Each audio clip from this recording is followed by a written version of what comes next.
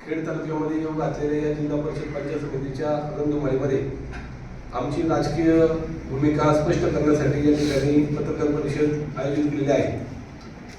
नाणेकवडी माळुंगे जिल्हा परिषद गटामध्ये चालू असलेल्या या रणधुमाळीमध्ये प्रथमतः मी आपल्या जिल्ह्याचे पालकमंत्री आदरणीय अजितदादा पवार यांचं अपघाती असं निधन झालं। आपल्या सर्वांच्या वतीने त्यांच्या आत्महत्येची शांती लाभो अशी श्रद्धांजली वाहतो। आज या ठिकाणी मी नमूद करू इच्छितो की या निवडणुकीमध्ये मी स्वतः संदीप सोमवंशी उमेदवार म्हणून इच्छुक होतो।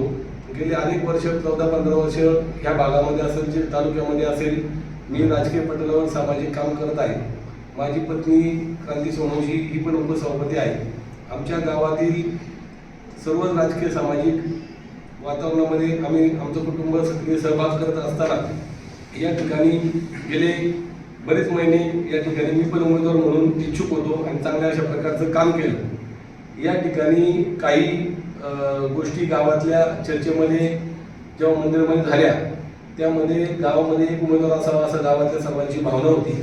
या माध्यमातून मी उमेदवारी असताना पण त्यामध्ये काही राजकीय परिस्थिती तयार झाली, त्याच्यामुळे मी माघार घेतली।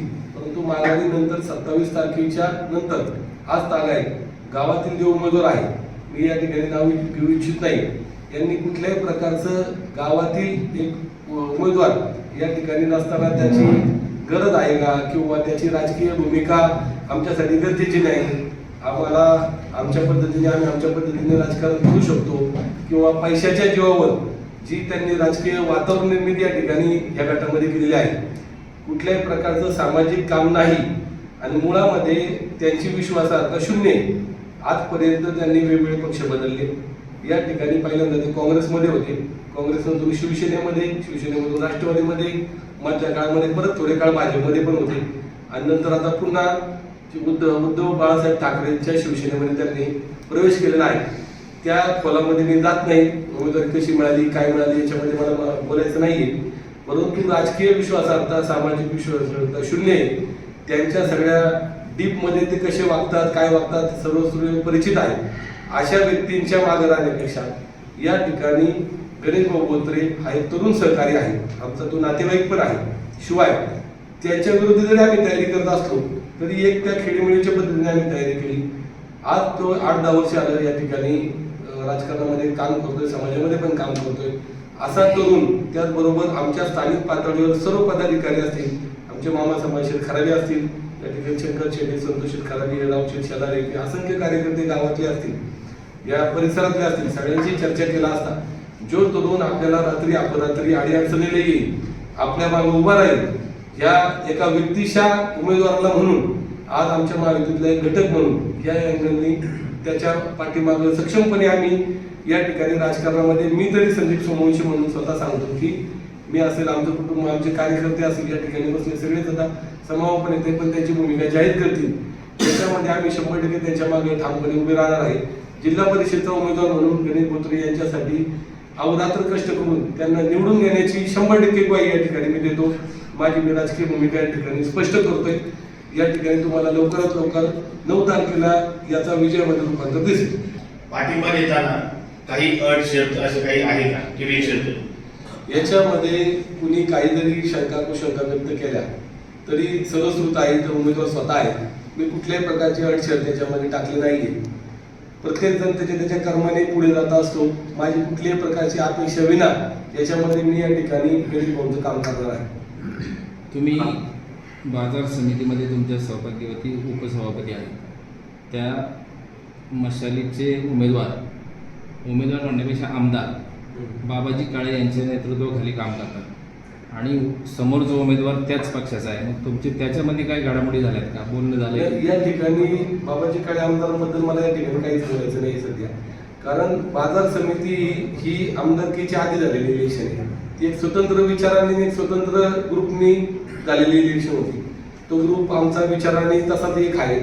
या ठिकाणी ही इलेक्शन ही वेगळी आहे। ह्या इलेक्शनमध्ये जिल्हा परिषदेचा गटातली 11 गावांचा याच्यामध्ये समावेश होतो।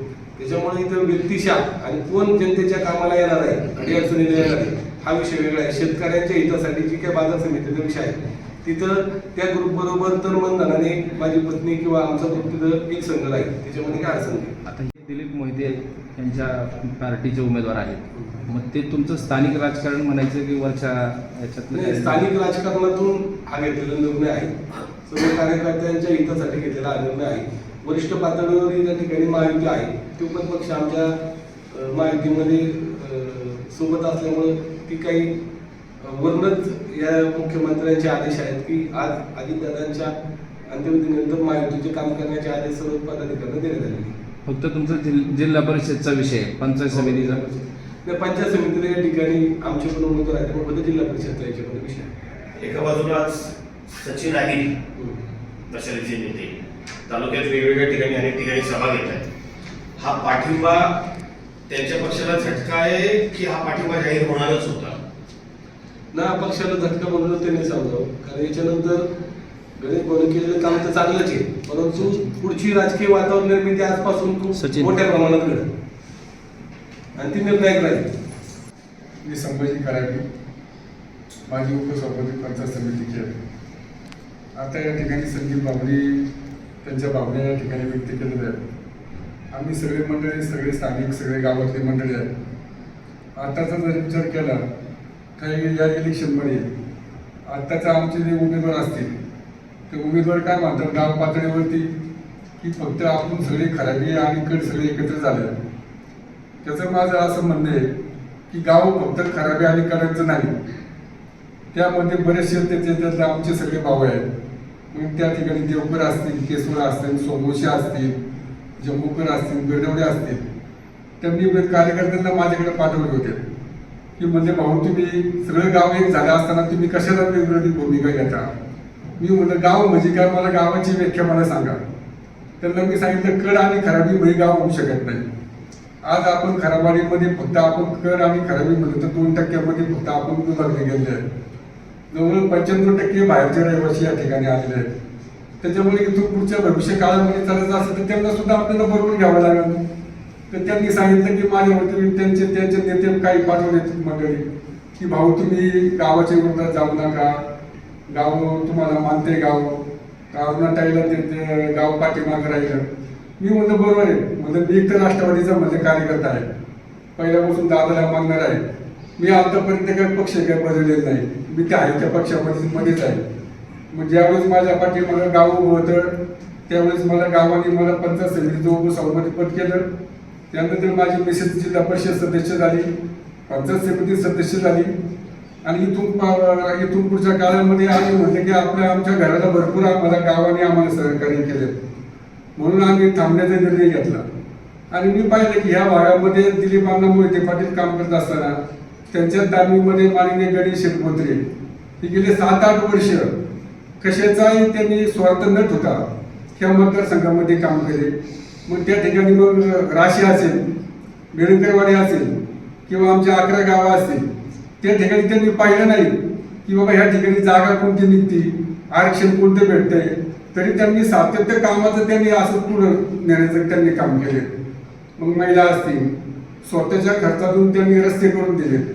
प्रत्येकाचा जर वाढदिवस असेल, गावातील मतदारसंघातला कोणताही गोरगरीब कार्यकर्ता असून दे, त्या ठिकाणी केक पाठवणार, त्याला एक काहीतरी भेटवस्तू देणार. असं नाही गणेश शेटने असं नाही ठरवलं की बाबा मला पुढे इलेक्शनला उभं राहायचंय, इलेक्शन कधी लागणारे स्थानिक स्वराज्य संस्थाचं ते सुद्धा माहीत नव्हतं.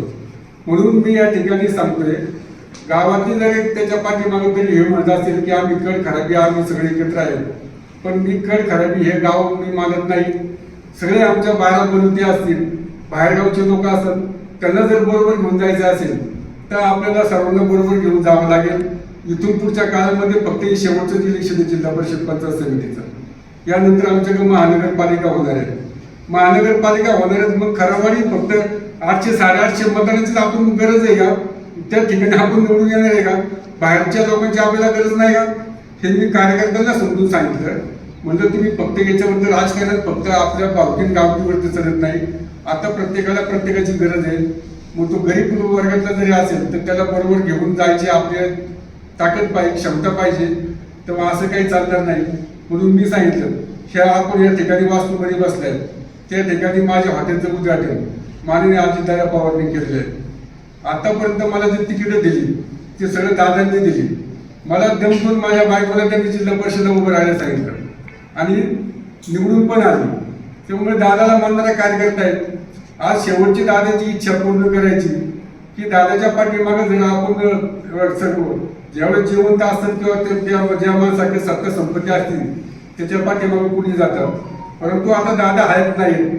म्हणून एक पवित्र काम म्हणून मी गणेश शेठच्या माध्यमातून घड्याळाच्या चिन्हावरती काम करायचं असं मी स्वतः ठरवलेलं आहे. तेव्हा गणेश शेठ बोत्रेला इथून पुढच्या 11 गावामध्ये जी पाहुणे मंडळी असतील आमची, जे मित्र परिवार असेल ते त्यांच्या पाठीमागे मी उभं राहण्याचं ठरवले. गाव पातळीवरचा विषय गाव पातळीवरती सोडलेला आहे. त्याच्यामुळे आम्ही संदीप शेट्टी सांगितल्याप्रमाणे सगळ्यांना बरोबर घेऊन काम करण्याचं आमची तयारी आहे. तुम्ही आणि तुमच्या पत्नी ज्या वेळेला निवडणुकीमध्ये होता त्यावेळेला खराबवाडीनं तुम्हाला एकमुखी पाठिंबा दिला आणि आज निवडणुकीला 2 दिवस बाकी असताना तुम्ही खराबवाडीचा उमेदवार असताना आज राष्ट्रवादीला किंवा दुसऱ्या गावचा सोडून उमेदवाराला पाठिंबा देणार एवढा वेळ घेतला आणि गावाच्या गरजात तुमची भूमिका आहे, नेमकी कशासाठी? नाही, मी पहिल्यांदाच सांगितलं कड आणि खराबी हे गाव नाही. ते जरी म्हणत असेल गावामध्ये बरेचसे आडनावाचे लोक आहेत, त्यांना सुद्धा बरोबर आपण घेतलं पाहिजे ना. मी गावातले एक वेगळा त्यांनी टेट तयार करायचं की काही काही गावातली जी व्यक्ती आहेत जे आता पदावरती आहेत ते त्यांचं काय आलेलं की मी जे सांगेल तोच आज ग्रामपंचायत नाही उमेदवार असेल किंवा तोच मी सांगेल त्याने उभं राहायचं, असं गावामध्ये चालत नाही.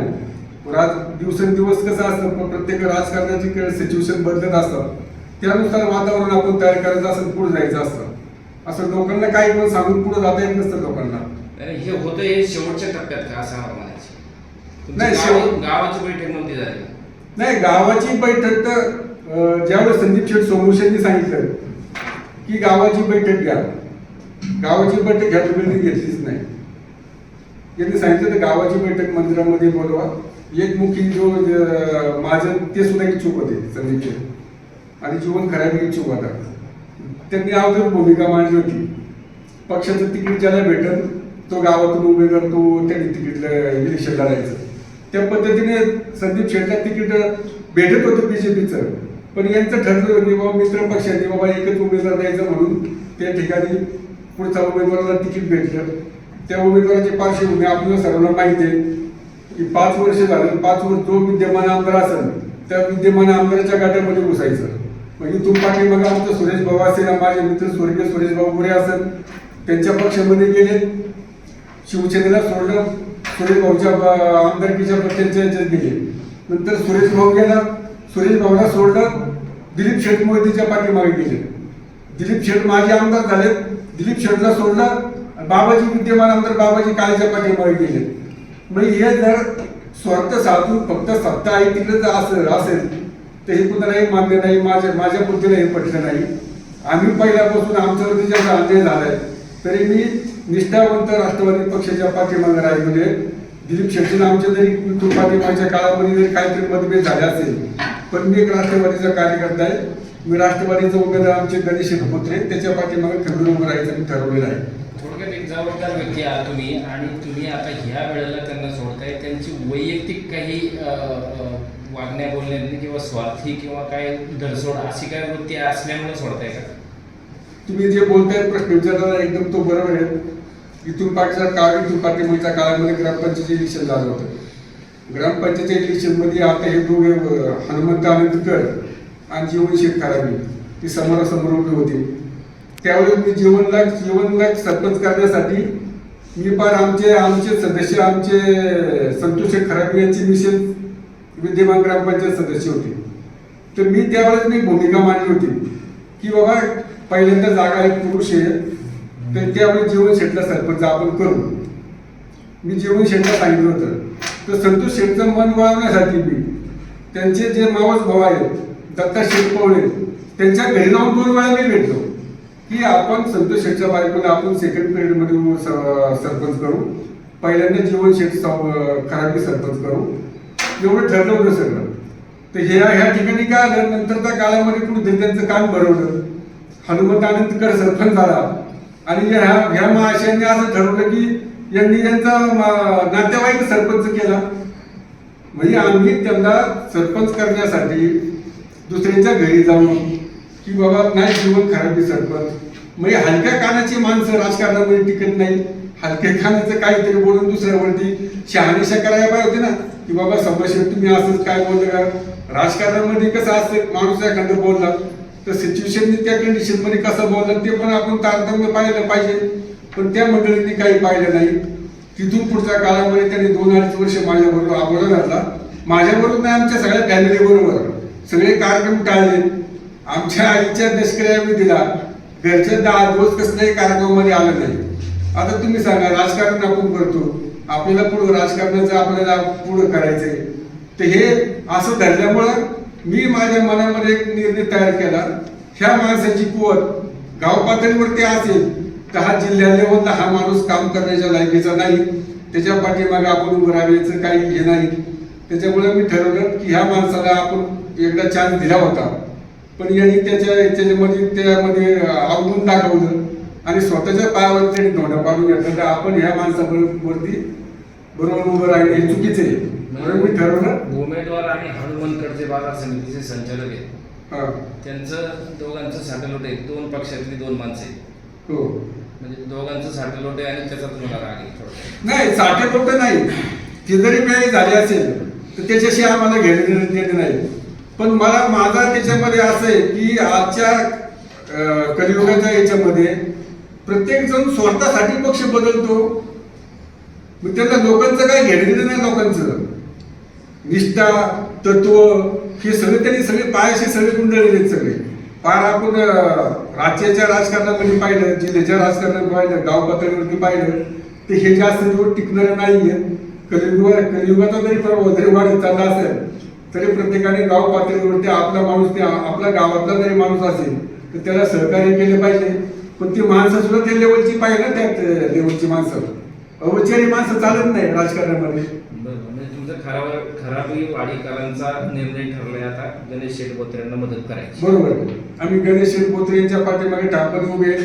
त्या अगोदर तुम्ही सांगितलं, गणेश शेठनी कसलाही स्वार्थ पाहिला नाही, पक्षाचं काम करता आलंय. आणि मी पक्षाचा, राष्ट्रवादी पक्षाचा जिल्ह्याचा उपाध्यक्ष आहे. दादांनी मला जिल्ह्याचा उपाध्यक्ष केलाय. किंवा आमच्या घरच्यांची जरी काय भूमिका असेल तर पक्ष म्हणून मी आमच्या गावातील जेवढे असेल, संदीप शेठ आता सांगितलं की वरच्या पातळीवरती त्यांचं ठरलेलं आहे पक्षाचं, त्यामुळे त्यांच्या त्या पक्षाच्या आदेशाप्रमाणे ते वागतात. मी जे राष्ट्रवादी पक्षाचा एक पदाधिकारी त्या ठिकाणी गणेश शेठचं मी काम करणार आहे. बिनशर्त पाठिंबा. तुम्ही आताच म्हणले की जेव्हा ते तुमच्या कार्यक्रमाला नाही आले, तुमचं कुटुंब एक संघ गणेश यांचं काम करणार नाही. कसं असतं की तुम्हाला माहिती आहे, घरचे नातं एक ठिकाणी असतं. तुम्ही पवार साहेबांचं उदाहरण तुम्हाला सांगतो की ज्यावेळेस दादाच्या पत्नीच्या विरोधात जरी सुप्रियाताईला वगैरे उभे केले असेल किंवा सुप्रियाताईच्या विरोधात दादांचा विचार केला असेल किंवा दादांच्या विरोधात जरी दादांचा उभा असेल तर ते राजकारण, त्यांचं राजकारणापाशी, नात्यापाशी. तसं आमचं प्रकाश शेतकरी त्यांचं काम करत असेल तर राजकारणापाशी, संबंधापाशी आमच्या असं आम्ही ठरवलेले आहे. नाही, निश्चितप्रमाणे फरक पडेल. गावातल्या लोकांना आता माहिती नाही की बाबा संभाजी शेठ काय करतात किंवा संतोष खराबी काय करतात किंवा संजीव शेठ सोमशी काय करतात. गावातल्या कोणत्याही तरुणाला माहीत नाही. परंतु आज आम्ही पत्रकार परिषद घेतोय की प्रत्येक गावातल्या तरुणाला माहिती आहे की संभाजी शेठचा स्वभाव सगळ्यांना माहिती आहे. जे बोलणार मी तोंडावरती बोलणार, पाठीमागून मी बोलणार नाही, हा माझा पहिल्यापासून स्वभाव आहे. म्हणून मी राजकारणाच्या याच्यामध्ये आता मी आमदार व्हायला पाहतो, वास्तविक पाहिलं. पण हे राजकारणामध्ये असं चालत नाही हे मला कळलं. माझा स्वभाव जरा स्पष्ट वाचल्यामुळं तिथे लोकांना काहींना भावतो, काहींना भावत नाही. तर त्याची मला राजकारणामध्ये पण बरीचशी किंमत चुकवावी लागली. त्यामुळे मी समजलं की माझ्या स्वभावामध्ये काय बदल होणार नाही. आपण तालुक्याची, जिल्ह्याची पदं भोगलेले आहेत.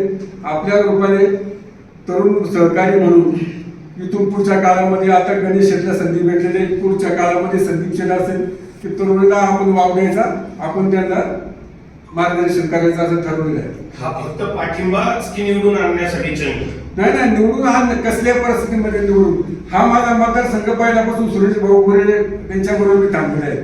मला खडा माहिती आहे मतदारसंघातला. ह्या मतदारसंघामध्ये माझ्या 2 इलेक्शन मी लढलेले आहेत, पंचायत समिती, जिल्हा परिषद. नंतर माझ्या मिसेसच्या सुद्धा अरुणा खराबीच्या 2 इलेक्शन आम्ही लढलो, जिल्हा परिषद, पंचायत समिती. तर प्रत्येक गावाचं ही तंबूत आम्हाला सगळे माहिती आहे. पण ते पण असताना सुद्धा पश्चिम पट्ट्यामध्ये लोकांची सुद्धा मी फोन करून मी लोकांना विचारलं की ते म्हणतात तुमच्याच गावामध्ये गाव खराबी, पण तुम्हालाच का जिल्हा परिषदचे किंवा तालुका पातळीचं पद पाहिजे? आमची गावातला तरी आमच्या कधीतरी संधी मिळाली पाहिजे ना. तेव्हा पश्चिम पट्ट्यातल्या गावातल्या लोकांचा मी फोन केला असताना मला सगळ्यांचं समजलं की माळुंगापासून जी पश्चिम पट्ट्यातली जी गावं आहेत आमची, ती सगळ्यांनी गणेश मोत्रे यांच्या पाठीमागून उभं राहायचं असं त्यांनी मी फोनवरती प्रत्येकाला फोन करून माहिती घेतली आणि त्यांनी ठरवलं गणेश यांच्या पाठीमागून उभं राहायचं. रामकृष्ण आहे. मी राष्ट्रवादी काँग्रेस पार्टीचा माधुंगे नाणेकरवाडी जिल्हा परिषद गटाचा अधिकृत उमेदवार. खरं तर आज मी आदरणीय आमचे मार्गदर्शक संभाजीराजे खराबे असतील, खऱ्या अर्थाने ह्या गटामध्ये माझ्याबरोबर जे जिल्हा परिषदेसाठी इच्छुक होते आदरणीय आमचे बंधू संदीप भाऊ सोमवंशी असतील, त्याचबरोबर आमचे जवळचे स्नेही सातव भवने असतील, आमचे साळू आदरणीय शंकर शेठ खराबे असतील किंवा सर्वच मान्यवर. आता मी सर्वांची नावं घेत नाही. सर्व माझ्या मार्गदर्शकांनी मला विनाशर्त पाठिंबा दिला. मी सर्वांचा अंतःकरणापासून या ठिकाणी खरं तर हात जोडून या ठिकाणी कळकळीने आभार मानतो. एका चांगल्या विचाराबरोबर सर्वांनी राहण्याची भूमिका या ठिकाणी घेतली. त्याबद्दल खऱ्या अर्थानं मी आयुष्यभर जे काही कष्ट घेतले, सामाजिक क्षेत्रामध्ये काम केलं, त्याचं चीज झाल्यासारखं माझ्यासारख्या कार्यकर्त्यांना ठिकाणी वाटतं. निश्चित आमचे नेते आदरणीय अजितदादा पवार यांचं 28 तारखेला दुःखद निधन झालं. मग अशी सावंत साहेबांनी या ठिकाणी सांगितलं. दादांना भावपूर्ण श्रद्धांजली व्हायची म्हणून खऱ्या अर्थानं त्यांनी राष्ट्रवादी काँग्रेस पार्टीवर जे काय आतापर्यंत ते प्रामाणिक राहिले, त्या भूमिकेतनं त्यांनी आज अतिशय मोठा निर्णय घेतला. या निर्णयाचं माझ्यासारखा कार्यकर्ता त्या ठिकाणी निश्चित स्वागत करेल. मी सर्वांचं आयुष्यभर ऋणी राहील. शेवटच्या टप्प्यात निवडणूक आलेली आणि तुम्ही समोरचा जो विरोधी उमेदवार आहे, जो तुम्हाला चुरस म्हणून उभा आहे, त्यांच्याच गावातले लोक घेऊन तुम्ही आज पाठिंबा घ्या. नेमकं राजकारणाची तुमची भूमिका काय? खरं तर मी जास्त मोठा मातब्बर राजकारणी नाही. समाजकार्य करणं हेच माझं राजकारणाचे एक ध्येय आहे. निश्चित मागच्या 10 वर्षामध्ये मी जे काही काम करत आहोत, आणि मी खरं तर कोणाचं गाव, कोणाचा भाग, कोणाचा तालुका माझ्या आयुष्यामध्ये या गोष्टी कधीही त्या ठिकाणी बाळगत नाही. संदीप भाऊ जरी BJPचे असतील तरी ते माझे जवळचे मित्र आहेत. त्यांचं जे काही मार्गदर्शन असेल ते मी आयुष्यभर त्या ठिकाणी ऐकत आहोत. त्या ठिकाणी आमचे राहुलदादा बसलेत. कधीही मला वाटलं नाही कोणकोणत्या पक्षाचं आहे. मी सदैव मित्र जोडत आलो, म्हणून खऱ्या अर्थानं आज सर्वजण माझ्या बाजूला बसले. तुमचा गट तसा तालुक्यात चर्चेत आहे. पैशाचा फार मोठा गवगव आहे. समोरचा उमेदवारी काही कमी नाही. काय परिस्थिती आहे तुमच्या गटात?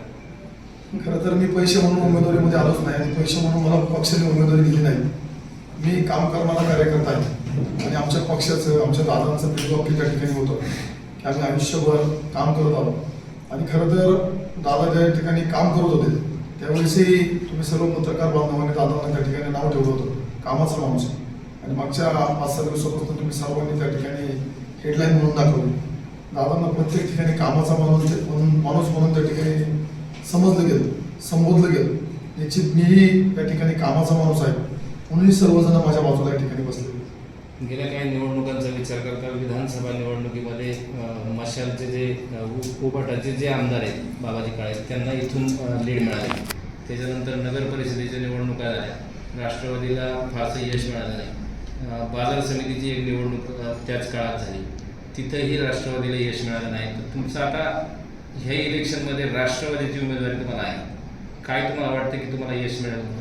निश्चित मतदारसंघ हा कुठल्या पक्षाला जास्त कौल देत नाही असं मला वाटतं. काम करणाऱ्या माणसाला जास्त कौल देतो. आता मागच्या 4-5 दिवसापासून माझ्या गळ्यामध्ये निश्चित पक्षाचं त्या ठिकाणी कुठलाही उपर्ण गळ्यामध्ये दिसणार नाही. परंतु प्रत्येक माणूस मला पाहिल्यानंतर त्या ठिकाणी म्हणतो की हा राष्ट्रवादीचा उमेदवार आहे. निश्चित पक्षाची ओळख तयार करून देत असताना आपण किती चांगल्या पद्धतीने काम करतो याच्यावरती पक्षाची ओळख तयार होत असेल. तुम्ही मावळ तालुका आपल्या बाजूला आहे, मावळातील उदाहरण त्या ठिकाणी पाहिलं असेल. सुनील शेळकेने अतिशय सुंदर काम उभं केलं. आज पक्षाकडे पाहत असताना एक चांगला प्रामाणिक कार्यकर्ता म्हणून सुनील पाहिलं जातं. त्यामुळे निश्चित पक्ष आणि चांगल्या काम करणाऱ्या माणसाबरोबर लोक त्या ठिकाणी उभे राहतील. तुमच्या गटामध्ये औद्योगिकरण वाढलेले, रहदारी फार आहे आणि जरी तुम्ही युवकांना काही नोकऱ्यांचं काही मागच्या काळात केलं असेल तरी स्थानिक युवकांना नोकऱ्या नाही हे प्रश्न भेडसावतात. तुम्ही त्याच्याबद्दलचं तुमचं नियोजन काय? निश्चित माझा अहवाल तुम्ही उद्या त्या ठिकाणी पाहसाल. माझ्या अहवालामध्ये मी प्रत्येक ठिकाणी त्या ठिकाणी उल्लेख केला आहे की माझ्या युवा सहकार्यांसाठी चांगलं ट्रेनिंग सेंटर त्या ठिकाणी उभं करण्याचा मानस मी त्या ठिकाणी ठेवलेला आहे. इंडस्ट्रीमध्ये आत्तापर्यंत मी खूप तरुणांना त्या ठिकाणी सहकार्य केलं. मला वाटत नाही की माझ्याकडनं आत्तापर्यंत कुठला तरुण त्या ठिकाणी वंचित राहिला असेल. जे तरुण माझ्याकडे आले त्या तरुणांना मार्गदर्शन करण्याचं काम, त्या तरुणांना उभं करण्याचं काम मी आत्तापर्यंत केलं. हे राजकीय गणित जुळवताना ट्रॅफिकवर काय करणार आहे?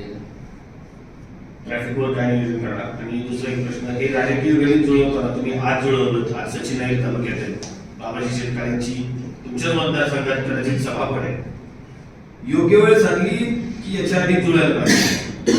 खरं तर योग्य वेळ साधण्या इतका मी हुशार नाही किंवा इतका मी राजकारणी पण नाही, परंतु काही गोष्टी तुमच्या संचितात असतात, काही गोष्टी तुमच्या प्रारंभात लिहिलेल्या असतात. ह्या सर्वांनी एक चांगला विचार केला आणि खरं तर ही सगळी योग्य वेळ ह्या सर्वांनी जुळून आणली. माझे सर्व मार्गदर्शक आहेत, ह्यांनी जुळून आणलेली ही वेळ.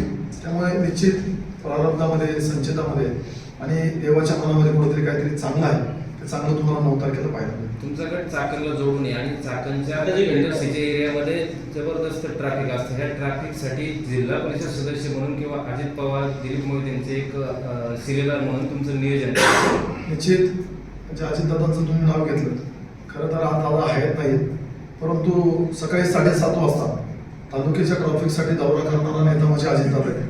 त्यामुळे निश्चित दादांनी जे काही ट्रॅफिकचा प्रश्न सोडण्यासाठी जे निर्णय घेतले त्या निर्णयावरती उद्या अण्णांच्या माध्यमातून आणि दादांच्या माध्यमातून मी त्या ठिकाणी काम करणार.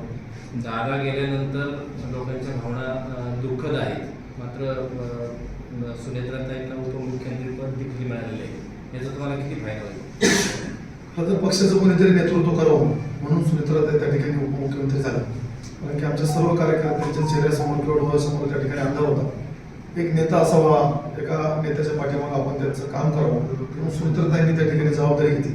निश्चित सुनेत्राताईंचं जरी उपमुख्यमंत्री पदाचा जरी फायदा झाला नाही, परंतु दादांनी जे काही काम केलं त्याचा निश्चित माझ्यासारख्या कार्यकर्त्याला त्या ठिकाणी फायदा होणार. आता मी सगळ्यांचं ऐकत होतो सगळ्यांचं. ज्यांच्याबद्दल हे बोलत होते मी जास्त काही वेळ घेणार नाही. त्यांच्याबरोबर 25 वर्ष मी राहिलेला. त्याच्यामुळं मी मतदारांना हात जोडून विनंती करणार आहे, एखाद्याच्या बेकाराच्या मागे जा, पण यांच्या चोरांच्या मागे जाऊ नका. हे 25 वर्ष मी त्यांच्याबरोबर राहून माझ्यासाठी माझं नाही झालं तर तुमचं काय वागायचं? ग्रामपंचायतला शब्द दिले 40 लोकांना. 40 लोकांना मी विनंती करून सांगतो, तुम्ही यांच्या बोलतापेला बळी पडू नका. मी शंकर खराबी तुमच्या पाया पडतो, यांच्या नादी लागू नका. मी बरबाद झालो. मी स्वतः माझं इलेक्शन मी कसं लढलोय मला माहिती आहे. त्याच्यामुळं मी एवढीच विनंती करणार आहे मतदारांना की यांच्या पाठीमागे जाऊ नका आणि गणेश शेठ म्हणजे साबू त्यांच्या पाठीमागे बरोबर राहा. मी आणि माझं वैयक्तिक कुटुंब, माझे पाहुणे राहतो, मी संपूर्ण गणेश शेठचं काम करणार आहे.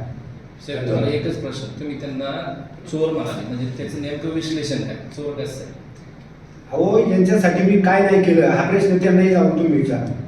खराबवाडी गावात बारीक पोरापासून ते म्हाताऱ्या माणसाला विचारा, शंकर खराबीच्या यांची दृष्टी काय होती, त्यांनी माझ्या इलेक्शनला काय केले, मला आता तो विषय मला घ्यायचा आहे.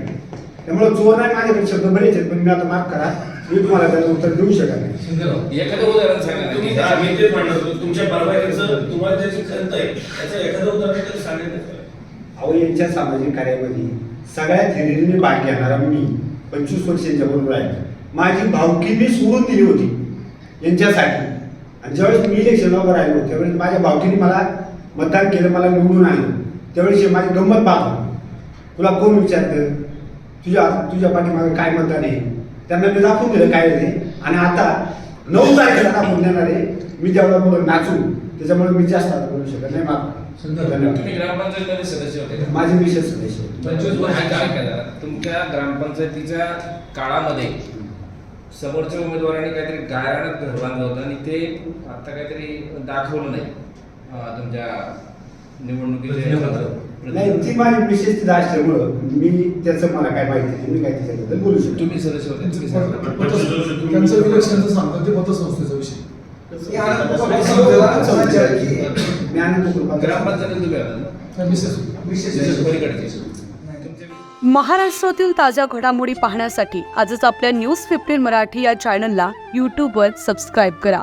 तसेच इंस्टाग्राम आणि ट्विटरवर फॉलो करायला विसरू नका. न्यूज 15 मराठी, आवाज जनसामान्यांचा.